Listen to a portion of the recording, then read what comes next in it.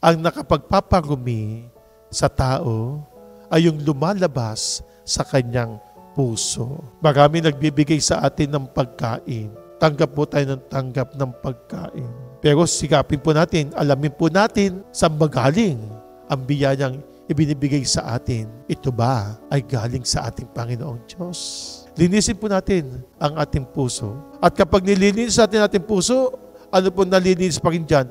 Ang ating kaluluwa. At ito po yung ihahanda natin. Ihahanda natin ang ating kaluluwa sa takdang panahon, sa tamang panahon, kung kailan tayo ay tatawagin ng ating Panginoong Diyos. Kung kailan tayo susunduin ng ating Panginoong Diyos. Hindi ang pagkain pumapasok sa bibig ang nakakarumi sa katawan ng tao, sa puso ng tao, o sa kaluluwa.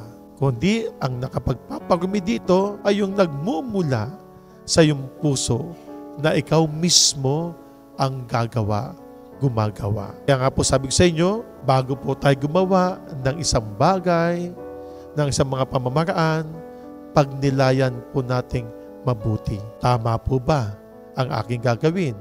O mali po ba ang ating gagawin?